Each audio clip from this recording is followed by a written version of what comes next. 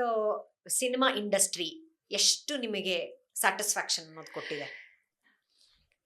ನನಗೆ if you want to rate for 10, ನಾನು 10ಗೆ 10 ಕೊಡ್ತೀನಿ. ಏನೂ ಇಲ್ಲದ ಅಪ್ಪ ಮನೆಯಲ್ಲಿ ಒಂದು ಚಿಕ್ಕ ಚಿಕ್ಕ ಚಿಕ್ಕ ಮನೆಯಲ್ಲಿ ಇದ್ದಂಥ ಹುಡುಗಿ ಡ್ಯೂಪ್ಲೆಕ್ಸ್ ಮನೆಗೆ ಬರೋ ತನಕನೂ ನನಗೆ ಸಿನಿಮಾನೇ ಎಲ್ಲ ಮಾಡಿಕೊಟ್ಟಿದ್ದು. ಯಾಕಂದರೆ ಸಿನಿಮಾನಲ್ಲಿ ಬಂದ ಅರ್ನಿಂಗ್ಸು ಕೂಡಿಟ್ಟು ಕೂಡಿಟ್ಟು ಕೂಡಿಟ್ಟು ಕೂಡಿಟ್ಟು ಕೂಡಿಟ್ಟು ಅಂದರೆ ಆ ರೇಂಜ್ಗೆ ನಂದು ಬೆಳವಣಿಗೆ ಆಯಿತು. So that only for that's because of my cinema. Very good. But ಏನಪ್ಪ, ಎಲ್ಲಾದ್ರೂ ಹೈಯೆಸ್ಟ್ ಪೇಡ್ ಅಂತ ಅನ್ನಿಸ್ಕೊಂಡಿರೋದು, ಬೇಡ ಅಂತ ನಿಮ್ಮನ್ನ ರಿಜೆಕ್ಟ್ ಮಾಡಿರೋದು ಯಾವತ್ತಾದ್ರೂ ಇದೆಯಾ? ಕಾಮಿಡಿಯಲ್ಲಿ ನಾನು ಒಂದು ದಿನಕ್ಕೆ 35-40 ಸಾವಿರ ತಗೊಳ್ತಾ ಇದ್ದೆ. ಮೇಡಮ್ ಕಾಸ್ಟ್ಲಿ ಆಯ್ತು ಮೇಡಮ್ ಸ್ವಲ್ಪ, ಅದಕ್ಕೆ ಕೇಳಿದೆ. 4-5 ದಿನ ಇರೋ ಶೂಟ್ನ 2 ದಿನದಲ್ಲಿ ಮಾಡ್ಕೊಂಡ್ಬಿಡ್ತಾ ಇದ್ರು. ಆಮೇಲೆ ಒಂದು ಸ್ವಲ್ಪ ಆಮೇಲೆ ಒಂದು ಸ್ವಲ್ಪ ಪೇಮೆಂಟ್ ಜಾಸ್ತಿ ಆಯ್ತು ಮೇಡಮ್, ಸ್ವಲ್ಪ ನೋಡೋಣ ಯಾರಾದ್ರೂ ಹೊಸೊಬ್ರು ಸಿಗ್ತಾರೇನೋ. ಫೈನ್ ಸರ್, ಬಟ್ ಎಷ್ಟು ಕೊಟ್ರು ಮಾಡಿದೀನಿ, ಅದು ಬೇರೆ ವಿಚಾರ. ಕೆಲವರು ನಂಗೆ ಸ್ವಲ್ಪ ಸಪೋರ್ಟ್ ಮಾಡಿ ಅಂತ ಹೇಳಿದಾಗ ಸಿನಿಮಾನಲ್ಲಿ ಆಕ್ಟ್ ಮಾಡಿದ್ದು ಉಂಟು. ಬಟ್ ಹಂಗಂತ ಎಲ್ಲೂ ಇವ್ರು ಡಿಮ್ಯಾಂಡ್ ಇಲ್ಲ, ಮಾಡ್ತಾರೆ? ನಾನು ಯಾವತ್ತೂ ದುಡ್ಡಿಗೆ ಡಿಮ್ಯಾಂಡ್ ಮಾಡಿಲ್ಲ. ಕೊಟ್ಟರೆ ಮಾಡ್ತೀನಿ ಅಂತ ನಾನು ಯಾವತ್ತೂ ಹೇಳಿಲ್ಲ. ಎಷ್ಟಾದ್ರೂ ಕೊಡಿ ಮಾಡ್ತೀನಿ ಅಷ್ಟೇ ನಾನು ಹೇಳಿದ್ದು. ಎಷ್ಟಾದ್ರೂ ಕೊಡು ಮಾಡ್ತೀನಿ, ಎಷ್ಟು ಕೊಡ್ತೀನಿ ಅನ್ನೋದನ್ನ ನನಗೆ ಮೊದಲೇ ಹೇಳಿ ಅಂತ. ಯಾಕಂದ್ರೆ ನೀವು ಪ್ಲಾನ್ ಮಾಡ್ಕೋಬೇಕಲ್ಲ, ಫಿನಾನ್ಷಿಯಲ್ ನಿಮ್ ಕಮಿಟ್ಮೆಂಟ್ಸ್. ಇಲ್ಲ ಏನೋ ಕೊಡ್ತೀನಿ ಅಂತ ಅಂದ್ಬಿಟ್ಟು ಲಾಸ್ಟ್ ಅಲ್ಲಿ ಒಂದು 10 ದಿನ ಕೆಲಸ ಮಾಡ್ಬಿಟ್ಟು 10,000 ರೂಪಾಯಿ ಹಾಕೊಟ್ಬಿಟ್ರೆ, ನನ್ನ ಜೊತೆ ಬರೋ ಮೇಕಪ್ ಆರ್ಟಿಸ್ಟ್ ಆಗಿರ್ಬೋದು, ನಮ್ಮ ಟ್ರಾವೆಲಿಂಗ್ ಆಗಿರ್ಬೋದು, ಮತ್ತು ಅದಕ್ಕೆ ಏನಾದರೂ ನಾವು ಬಟ್ಟೆ ತಗೊಂಡಿದ್ರೆ ಅದೆಲ್ಲ ನನಗೆ ಕೌಂಟ್ ಆಗಬೇಕಲ್ಲ. ಸೊ ಹಾಗಾಗಿ ನಾನು ಮೊದಲೇ ಎಷ್ಟು ಕೊಡ್ತೀರಾ ಅನ್ನೋದನ್ನ ಹೇಳ್ಬಿಡಿ ಅಂತ ಕೇಳ್ಕೊಂಡ್ಬಿಡ್ತಿದ್ದೆ ಅಷ್ಟೇ. ಸೊ ನಿಮ್ಮ ಇವಾಗ ಹೇಳಿ, ನಿಮ್ಮ ಜರ್ನಿ ಸ್ಟಾರ್ಟ್ ಆಗಿತ್ತು. ನನ್ನ ಜರ್ನಿ ಏನಿಲ್ಲ, ಆರಾಮಾಗಿ ಯಾವುದೋ ಒಂದು ಚಾನಲಲ್ಲಿ ಕೆಲಸ ಮಾಡ್ಕೊಂಡಿದ್ದೆ. ಪೇಪರ್ ಆ್ಯಡ್ ನೋಡಿದೆ, ಮಕ್ಕಳು ಬೇಕಾಗಿದ್ದಾರೆ, ಮಕ್ಕಳ ಸಿನಿಮಾಗೆ. ನೀವು ಮಕ್ಕಳಾಗಿದ್ರ? ನಾನಲ್ಲ, ಅಡ್ವರ್ಟೈಸ್ಮೆಂಟ್ ನೋಡಿದೆ, ಓಕೆ, ಆಕ್ಟಿಂಗ್ಗೆ ಮಕ್ಕಳು ಬೇಕಾಗಿದ್ದಾರೆ ಅಂತ. ಸೊ ನನ್ನ ತಮ್ಮ ಚಿಕ್ಕವನಲ್ವಾ, ಅವನನ್ನ ಕರ್ಕೊಂಡು ಹೋಗೋಣ ಅಂತ ಅಡ್ವರ್ಟೈಸ್ಮೆಂಟ್ ನೋಡಿ ಕಾಂಟ್ಯಾಕ್ಟ್ ಮಾಡಿ ಅವನನ್ನ ಕರ್ಕೊಂಡು ಹೋಗಿದ್ದು. ಅಲ್ಲಿ ನಿಮ್ಮನ್ನ ಹಿಡಿದ್ರು. ಅಲ್ಲಿ ನೋಡಿದ್ರೆ ಅವನಿಗೆ ಚಳಿ ಜ್ವರ ಬಂದು ಮಲಗ್ಬಿಟ್ಟ. ಸೊ ಆ ಅವಕಾಶ. ನರ್ವಸ್ ಆದ್ರ ಅಂತ ಅವರು? ಅಫ್ಕೋರ್ಸ್, ಏನೂ ಇಲ್ದಿರೋರ್ಗೆ ಸಡನ್ ಆಗಿ ಕರ್ಕೊಂಡು ಹೋಗಿ ಈ ತರ ಲೈಟ್ಸು ಕ್ಯಾಮ್ರಾಸ್ ಎಲ್ಲ ನೋಡಿದ ತಕ್ಷಣ ನರ್ವಸ್ ಆಗೇ ಆಗ್ತಾರೆ ಜನಗಳನ್ನ ನೋಡಿದ ತಕ್ಷಣ. ಬಟ್ ನಿಮ್ಗೆ ಇದು ಫಿಯರ್ ಎಲ್ಲೂ ಇರ್ಲೇ ಇಲ್ಲ? ನಾನು ಮೊದಲು ಆಂಕರ್ ಆಗಿದ್ನಲ್ಲ, ಆಂಕರಿಂಗ್ ಮಾಡ್ತಾ ಇದ್ದೆ. ಸೊ ಹಾಗಾಗಿ ಕ್ಯಾಮ್ರಾ ಅನ್ನೋ ನನ್ಗೆ ಹೊಸದೇನು ಆಗಿರ್ಲಿಲ್ಲ. ಬಟ್ ಡೈಲಾಗ್ಸ್ ಎಲ್ಲ ಎಷ್ಟುದ ಡೈಲಾಗ್ಸ್ ಎಲ್ಲ ಹೇಳ್ಬೇಕಲ್ಲ, ಸ್ವಲ್ಪ ನಾಚಿಕೆ ಆಗುತ್ತೆ. ಅದು ಇಷ್ಟೆಲ್ಲ ಜನ ಇದ್ದಾಗ ರೋಡಲ್ಲಿ ಅಲ್ಲಿ ಇಲ್ಲಿ ಸೀಕ್ವೆನ್ಸ್ಗಳನ್ನ ಡೈಲಾಗ್ ಹೇಳ್ಕೊಂಡು ಒಬ್ಬೊಬ್ಬರೇ ಮಾತಾಡ್ಕೊಂಡು ಹೋಗೋದು, ಅದೆಲ್ಲ ಒಂದು ಸ್ವಲ್ಪ ಮುಜುಗರ ಅನಿಸ್ತು ಸ್ಟಾರ್ಟಿಂಗ್ ಅಲ್ಲಿ.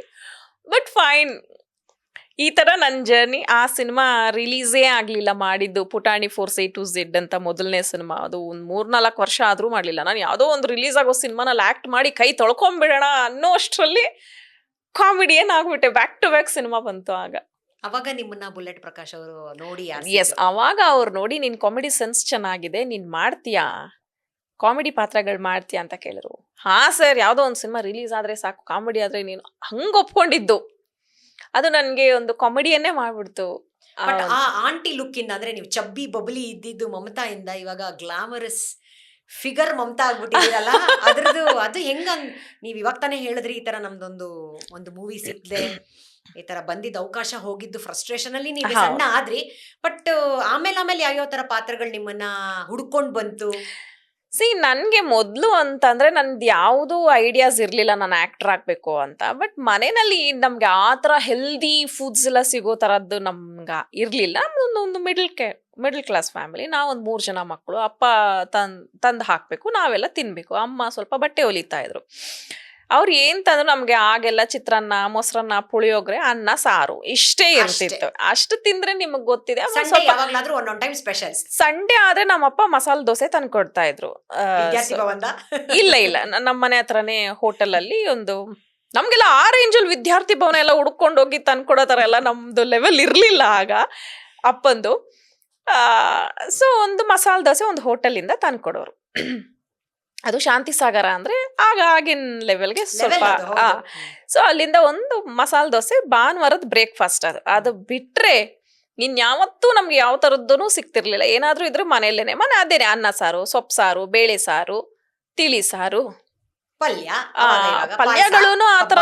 ಹಬ್ಬ ಹರಿದಿನ ಬಂದ್ರೆ ಮಾತ್ರ ಆ ಥರದ್ದು. ಇಲ್ಲ ಅಂತಂದ್ರೆ ಚಿತ್ರಾನ್ನ, ಉಪ್ಪಿಟ್ಟು, ಇದೇ ತಿಂಡಿಗೆ. ಇದನ್ನೇ ತಿಂತಾ ಇದ್ರೆ ನಿಮ್ಗೆ ಬೇರೆ ನಿಮ್ಗೆ ಎಲ್ಲಿ ಸಿಗುತ್ತೆ? ಆಲ್ಮೋಸ್ಟ್ ಆಗಿ ದಪ್ಪ ಆಗೇ ಆಗ್ತದೆ. ಹಂಗೆ ನಾನು ದಷ್ಟು ಪುಷ್ಟವಾಗಿ ಬೆಳ್ಕೊಂಡ್ಬಿಟ್ಟಿದ್ದೆ ಆಗ. ಯಾವ ಯೋಚನೆನೂ ಇರ್ಲಿಲ್ಲ, ಯಾವ್ದ್ರ ಬಗ್ಗೆನೂ ಆಲೋಚನೆ ಇರ್ಲಿಲ್ಲ. ಇದ್ದಿದ್ದು ಕೆಲಸ ಮಾಡ್ಬೇಕು, ದುಡ್ಡು ಸಂಪಾದನೆ ಮಾಡ್ಬೇಕು, ಫ್ಯಾಮಿಲಿ ನಡಿಬೇಕು, ಅಪ್ಪಂಗೆ ಸ್ವಲ್ಪ ಸಹಾಯ ಮಾಡ್ಬೇಕು. ಚಿಕ್ಕವರಿಂದನೂ ಕೆಲಸ ಮಾಡ್ಕೊಂಡ್ ಬಂದಿರೋದು, ಅವ್ರಿಗೊಂದು ರೆಸ್ಟ್ ಕೊಡಿಸ್ಬೇಕು ಅಂತ ಅಷ್ಟೇ ಇಂಟೆನ್ಷನ್ ಇದ್ದಿದ್ದು. ಸೊ ಆ ಇಂಟೆನ್ಷನ್ ಅಲ್ಲಿ ನಾನು ಬೇರೆ ಕಂಪ್ನಿ ಅಲ್ಲಿ ಇಲ್ಲಿ ಎಲ್ಲ ಕೆಲಸ ಮಾಡ್ತಾ ಇದ್ದೆ. ಸೊ ಅವಾಗ ಬಂದಿದ್ದಂತ ಆಡ್ ತಮ್ಮನ್ನ ಅಂತ ಕರ್ಕೊಂಡು ಕರ್ಕೊಂಡು ಹೋಗಿ ಹೋಗಿ ನೀವ್ ತಗೊಂಡು ಇವಾಗ ಮದ್ವೆನೂ ಹಂಗೆ ಆಯ್ತು ಪಾಪ. ಹಾಗೆ ಆಯ್ತು. ಇವತ್ತು ತಮ್ಮನ ಹೆಂಡತಿ ನಿಮ್ಮನ್ನ ಬೈಕೋತಾ ಇಲ್ಲ ತಾನೆ? ನನ್ ತಮ್ಮ ಯಾವಾಗ್ಲೂ ಹೇಳ್ತಿರ್ತಾನ, ನಾನು ಅದೃಷ್ಟ ಎಲ್ಲ ಕಿತ್ಕೊಂಡ್ಬಿಟ್ಟೆ, ನೀನು ಹೋಗ್ಲಿ ಬಿಡು, ಎಲ್ಲ ನನ್ ದೆಸೆಯಿಂದ ನೀನ್ ಚೆನ್ನಾಗಿದ್ದೀಯಾ ಅಂತ. ಇರ್ಲಿ ಬಿಡಿ, ಅವ್ರಿಗೆ ಇರ್ಲಿ credits ಅಲ್ವಾ? ಬಟ್ ನಿಮ್ಮ ಮನದಾಳದ ಮಾತು ಮತ್ತೆ ನಿಮ್ಮ journey of your film career, ಇಂಡಸ್ಟ್ರಿನಲ್ಲಿ ನೀವು ಹೇಗ್ ಬಂದ್ರಿ, ಮತ್ತೆ ಎಂತೆಂತ ಬೋಲ್ಡ್ ಪಾತ್ರಗಳು ಕೂಡ ಮಾಡಿ ಅದನ್ನು ಕೂಡ ಹೆಂಗೆ ಜಯಿಸ್ಕೊಂಡ್ ಬಂದಿದ್ದೀರಾ, ಮತ್ತೆ ಇವಾಗ ಜಿತಿನ್ ಹುಟ್ಟ ಮೇಲಿಂದ ಅಪ್ಪು ರೀಬೋರ್ನ್ ಅಂತ ಹೇಳಿರೋದು, ಹೌದು. ನಿಮ್ಮ ಏನಂತ ಹೇಳ್ತಾರೆ ಬಿಂದಾಸ್ ಗೂಗ್ಲಿ ಅಂತ ನಿಮ್ಮನ್ನ ಕರೆಯೋದಾಗಿರ್ಬೋದು. And very charming, you are very charming and Thank you are you. Very inspiring also. So ಇವಾಗಿನ ಜೆನ್ ಝಿ ಇದಾರಲ್ಲ ಎಲ್ಲರೂ, ಇವಾಗ ನಾವು ಬರ್ತಾ ಇದ್ದಂಗೆ, ಇವಾಗ ನಿಮ್ಗೆ ಗೊತ್ತು ಮೀಡಿಯಾನಲ್ಲೆಲ್ಲ ರಿಯಾಲಿಟಿ ಶೋಸ್ ಎಲ್ಲ ಜಾಸ್ತಿ ಆಗ್ಬಿಟ್ಟಿದೆ. So everybody wants fame in one day ಅಂತ ಹೇಳೋರ್ಗೆ Yes. ಏನ್ ಹೇಳ್ತೀರಾ? ಇಲ್ಲ, ನಾನು ಈ ವಿಚಾರಕ್ಕೆ ಒಂದು ಹೇಳ್ತೀನಿ. ನಾನು ಇಂಡಸ್ಟ್ರಿಯಲ್ಲಿ ಒಂದು 2.5 ವರ್ಷದಿಂದ ಸಿನಿಮಾ ಮಾಡ್ತಿಲ್ಲ ಅಷ್ಟೇ. ಸಿನಿಮಾ ಮಾಡ್ತಿಲ್ಲ, ಎಲ್ಲೋ ಅಲ್ಲಿ ಇಲ್ಲಿ ಈವೆಂಟ್ಸ್ಗಳಲ್ಲಿ ನಾನು ಮೊದಲಿಂದನೂ ಕಾಣಿಸ್ಕೊಳ್ಳಲ್ಲ. ಒಂದು ಪ್ರೆಸ್ ಮೀಟ್ ಆಗಿರಲಿ, ಏನಾದರೂ ಅವಾರ್ಡಲ್ಲಿ ನಮ್ಮ ಸಿನಿಮಾ ಇದೆ ಅಂತಂದರೆ ನಾನು ಹೋಗ್ತೀನಿ. ಬಿಟ್ಟರೆ ಸುಮ್ಮನೆ ಹೋಗಿ ಅವಾರ್ಡ್ ಫಂಕ್ಷನಲ್ಲಿ ಕೂತ್ಕೊಳ್ಳೋದು, ಸುಮ್ಮನೆ ಹೋಗ್ಬಿಟ್ಟು ಯಾರು ಎಲ್ಲಿ ಕರೆದ್ರು ಅಲ್ಲಿ ಹೋಗ್ಬಿಟ್ಟು, ಅದನ್ನು ನಾನು ಮೊದಲಿಂದನೂ ಮಾಡಿಲ್ಲ. ಆಯ್ತಾ? ಈ 2.5 ವರ್ಷದಲ್ಲಿ ಏನಾಗಿದೆ, ಮೀಡಿಯಾನಲ್ಲಿ ಈ ಇನ್ಸ್ಟಾ ಇನ್ಫ್ಲೂಯೆನ್ಸರ್ಸ್ಗಳಾಗಿರ್ಬೋದು, ಮೀಡಿಯಾನಲ್ಲಿ ಹೊಸಬ್ರು ಬಂದಿರೋದ್ರಿಂದ ಅವ್ರುಗಳಿಗೆ ನಾವು ಯಾರು ಅನ್ನೋದೇ ಗೊತ್ತಿಲ್ಲ. ಹೌದು, ನಂಗೆ ಎಷ್ಟು ವಿಪರ್ಯಾಸ ಅನ್ಸುತ್ತೆ ಅಂದ್ರೆ, 2 ವರ್ಷಕ್ಕೆ ಈ ತರನ ಯಾರ್ಯಾರಿಗೂ ಹೋಗ್ಬಿಟ್ಟು ಮೈಕ್ ಹಿಡ್ದ್ಬಿಡ್ತಾರೆ. ನಾವು ಅಲ್ಲೇ ಇರ್ತೀವಿ, ನಮ್ಮನ್ನ ಗುರ್ತೇ ಹಿಡ್ದಿರಲ್ಲ.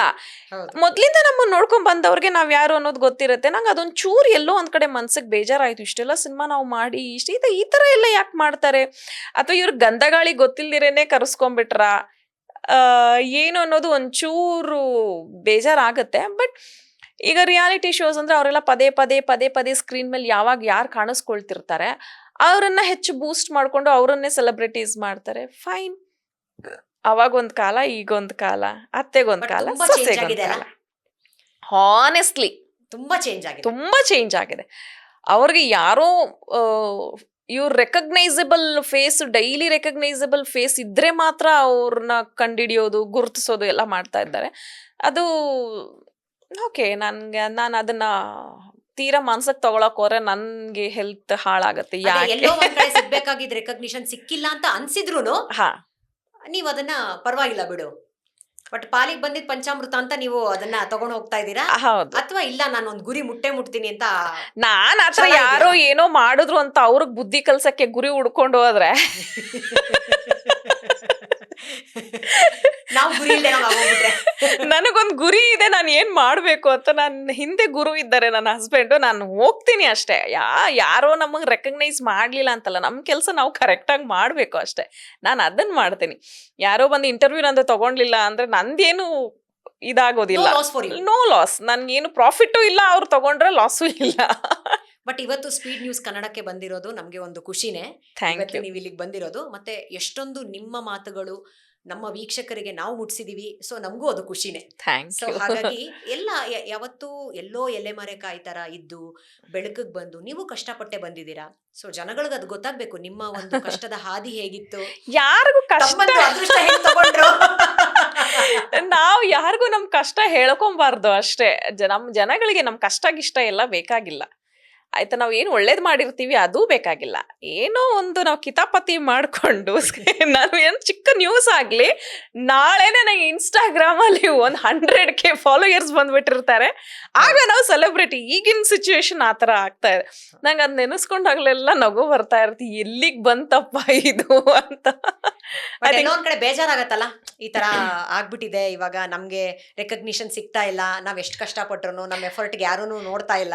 ನನಗ್ ರೆಕಗ್ನೈಸೇಷನ್ ಅಂದ್ರೆ ನನ್ ಬಗ್ಗೆ ತೀರಾ ಗೊತ್ತಿರೋರಿಗೆ ಗೊತ್ತಿದೆ. ಬಟ್ ನಾನು ನಾವು ಹೆಚ್ಚಾಗಿ ನಿಮ್ಮನ್ನ ಈಗ ನೀವೇ ನಮ್ಮನ್ ಕರೆದ್ರಿ, ನನ್ ಲಾಸ್ಟ್ ವೀಕೇ ಬರ್ಬೇಕಿತ್ತು. ಬಟ್ ನನ್ಗೆ ಮಗುನ್ ನೋಡ್ಕೊಳ್ಳಿಕ್ಕೆ ಸ್ವಲ್ಪ ಕಷ್ಟ ಆಗ್ಬೋದೇನೋ, ಯಾರು ಇಲ್ವಲ್ಲ, ಸೊ ಅದಕ್ಕೆ ನಾನು ಇಲ್ಲ ಸರ್ ನೆಕ್ಸ್ಟ್ ವೀಕ್ ಒಂದು ಪ್ಲಾನ್ ಮಾಡ್ಕೊಳ್ಳೋಣ ಅಂತಂದೆ. ಬಟ್ ಮತ್ತೆ ಕರೆದ್ರಿ ಯಾವಾಗ ಬರ್ತೀರಾ ಬಟ್ ಅದು ಖುಷಿ ಆಯ್ತಾ. ಈಗ ನಿಮ್ ತರ ಕರಿತೀರಲ್ಲ ಅದೇ ಸಾಕು, ಎಲ್ರೂ ಕರಿಬೇಕು, ಎಲ್ಲಾ ಕಡೆ ಹೋಗ್ಬೇಕು, ನಂಗೆ ಅದ್ ಯಾವ್ದು ಇಲ್ಲ. Very nice of you ma'am. ಇವತ್ತು ನಮ್ಮ ಜೊತೆ ನಿಮ್ಮ ಒಂದು ಅನಿಸಿಕೆಗಳಾಗಿರ್ಬೋದು, ಜರ್ನಿ ಆಗಿರ್ಬೋದು, ಇಂಡಸ್ಟ್ರಿ ಬಗ್ಗೆ ಆಗಿರ್ಬೋದು ಎಲ್ಲ ಹಂಚ್ಕೊಂಡ್ರಿ. ನಿಮ್ಗೆ ಹೆಂಗ್ ಅನ್ಸ್ತು ಶೋ? ನನಗೂ ತುಂಬಾ ಖುಷಿ ಆಯ್ತು. ಲೈಕ್ ಅದೇ ಯಾಕಂದ್ರೆ ನಮ್ಮವರೇ ಎಲ್ಲರೂ ಇರೋದ್ರಿಂದ ಇಲ್ಲಿ ಇದು ನಮ್ದೇ ಚಾನಲ್ ಅನ್ನೋಂಥ ಒಂದು ಫೀಲ್ ಬರುತ್ತೆ. ಸೊ ಎಲ್ಲ ಈ ತರ ಯಾರ್ಯಾರು ಸಿನಿಮಾ ರಂಗದಿಂದ ಸ್ವಲ್ಪ ಹಿಂದುಳಿದಿದ್ದಾರೆ ಅವ್ರನ್ನೆಲ್ಲ ಕರೆದು ಮತ್ತೆ ಅವ್ರಿಗೆಲ್ಲ ಅವಕಾಶ ಸಿಗೋ ತರ ಆಗ್ಲಿ, ಅಟ್ಲೀಸ್ಟ್ ಈ ತರ ಆದ್ರು ಅನ್ನೋದು ನನ್ನ ಆಸೆ.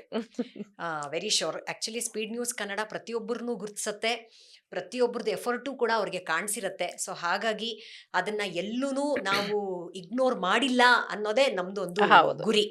ಪ್ರತಿಯೊಬ್ಬರನ್ನೂ ನಾವು ಗುರುತಿಸ್ತೀವಿ, ಪ್ರತಿಯೊಬ್ಬರು ನಮ್ಮ ಹತ್ರ ಬರಬೇಕು, ನಾವು ಅವ್ರ ನೆಂಟಸ್ತಿಕೆನಲ್ಲಿ ಇರಬೇಕು. ಇದೆಲ್ಲಾನು ನಮ್ದೆಲ್ಲ ಇಂಡಸ್ಟ್ರಿನೇ, ಮೀಡಿಯಾ ಇಂಡಸ್ಟ್ರಿನಲ್ಲೇ. ಸೊ ನಾವೆಲ್ಲರೂ ಎಲ್ಲರಿಗೂ ಚೆನ್ನಾಗಿರ್ಬೇಕು. ಹೌದು. ಸೊ ಹಾಗಾಗಿ ನಾವೆಲ್ಲರ ಹತ್ರನೂ ಕಾಂಟ್ಯಾಕ್ಟ್ ಅಲ್ಲಿ ಇರೋದು ಎಷ್ಟು ಇಂಪಾರ್ಟೆಂಟ್ ಆಗತ್ತೆ. ಸೊ ಸ್ಪೀಡ್ ನ್ಯೂಸ್ ಕನ್ನಡ ಆ ಕೆಲಸನ ಮಾಡ್ಕೊಂಡು ಬರ್ತಾ ಇದೆ. ಹೌದು. ಸೊ ಹಾಗಾಗಿ ನಿಮ್ಮನ್ನು ಕೂಡ ನಾವಿವತ್ತು ಒಂದು ಸಂದರ್ಶನ ಮಾಡೋ ಭಾಗ್ಯನೂ ಸಿಕ್ತು. ಥ್ಯಾಂಕ್ ಯು ಇಷ್ಟ ತನಕ ನಮ್ಮ ಜೊತೆ ಮಾತಾಡಿದ್ದಕ್ಕೆ. ನೀವು ನೋಡ್ತಾ ಇರೋದು speed news Kannada. Thank you.